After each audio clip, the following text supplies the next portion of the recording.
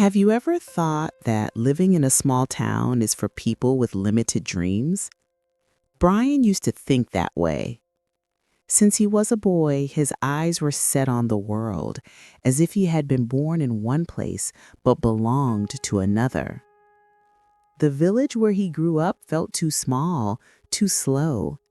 He dreamed of tall buildings, crowded streets, and endless opportunities. For him, leaving wasn't about running away. It was about proving he could go further. That he was made for more than dirt roads, quiet routines, and familiar faces. Matthew was different. Calm, grounded, never in a rush. He found peace in life's simple moments.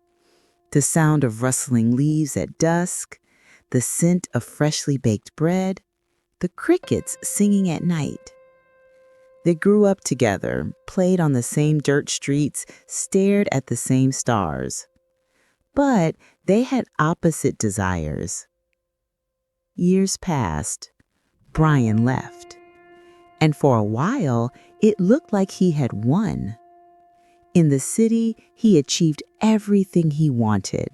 A well-paying job, designer clothes, upscale restaurants, a high-rise apartment with a view. He traveled, posted, performed. People admired him. The boy from the village had become someone in the corporate world.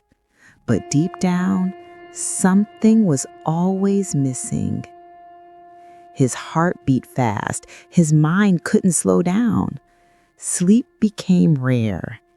Even when everything looked perfect, there was a constant inner tension, like a low alarm he didn't know how to silence. Until life makes him change his mind. It happened on an ordinary Tuesday. The alarm went off at 6 a.m. Brian woke up already tired. The face in the mirror revealed what his heart had been hiding for months. He wasn't okay. But, as always, he got dressed, rushed through breakfast, and headed out for another day at the office. Inside the elevator, something shifted. The air felt thin. His hands shook. His chest tightened as if an invisible weight was crushing him from the inside. He couldn't breathe. Cold sweat ran down his back. He reached for the emergency button, but his legs gave in.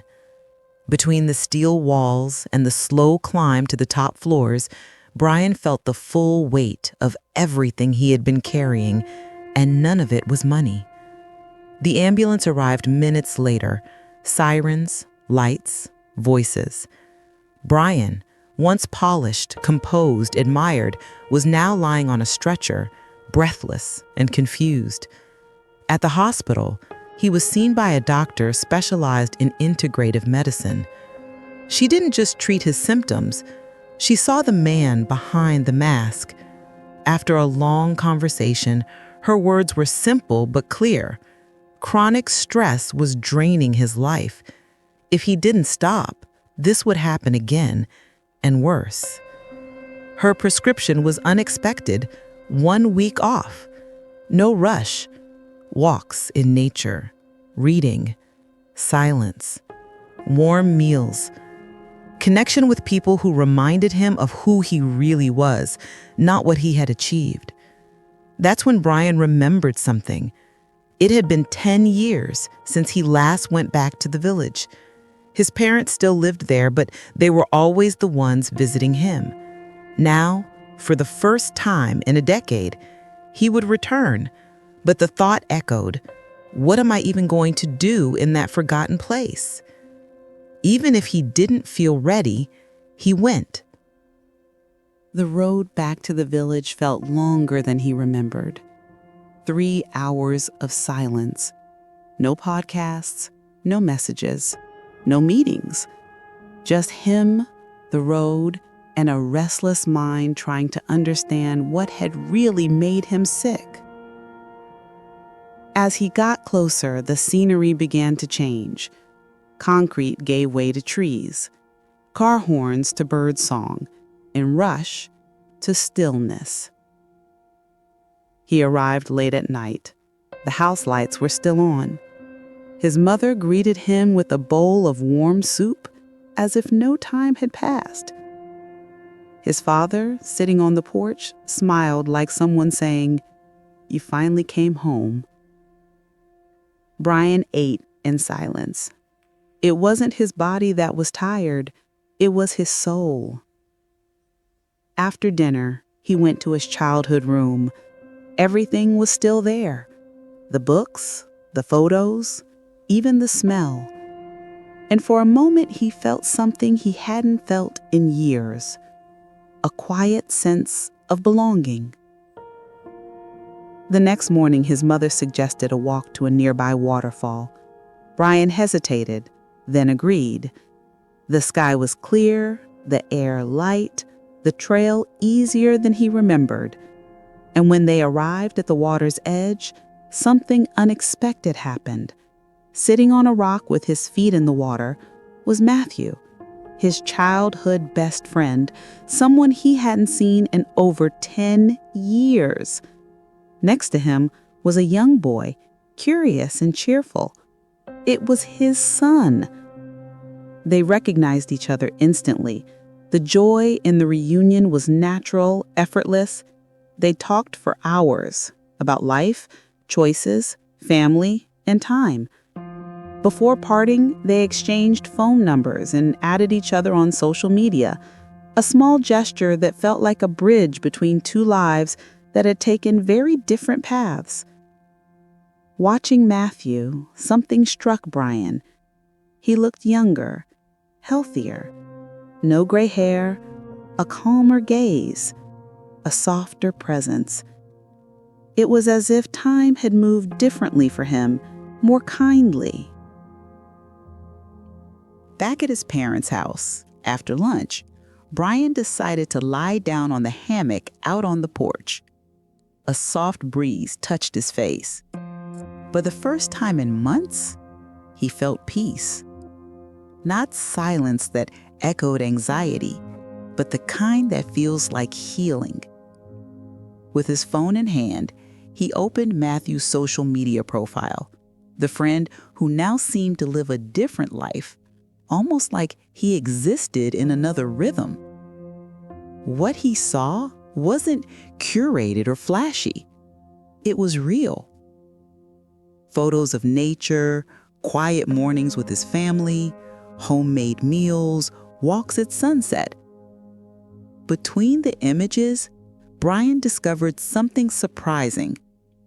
Matthew owned an apartment in the capital, but only visited for routine checkups or business related to the farm.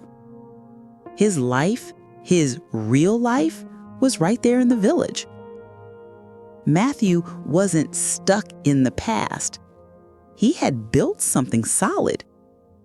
He had a house, a family, 3 children, his own business, a small bakery and a farm that sustained them.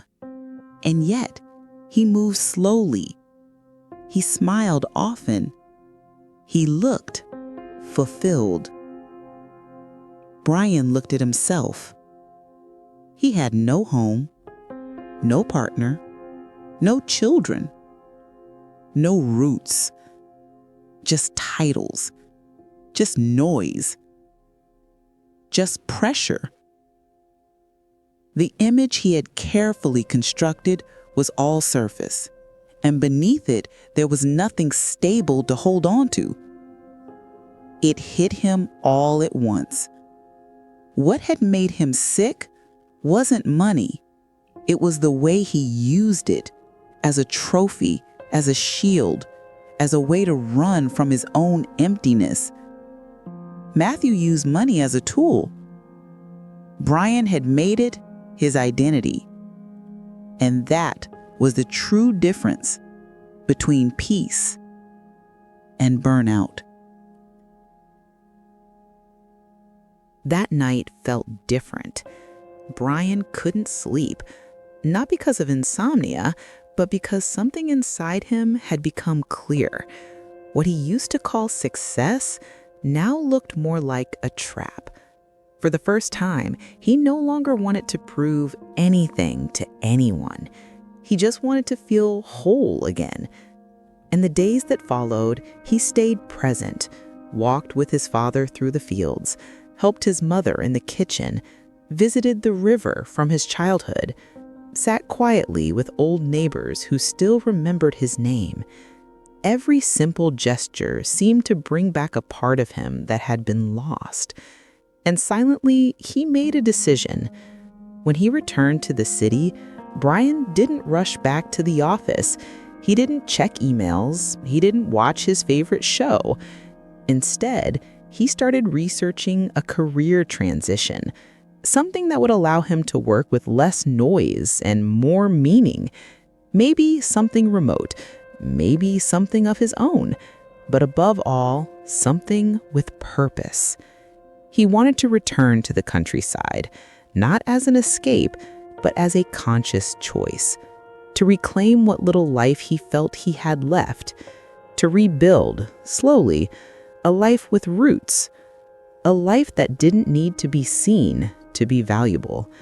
And deep down, he knew he wasn't running from the city. He was finally returning to himself.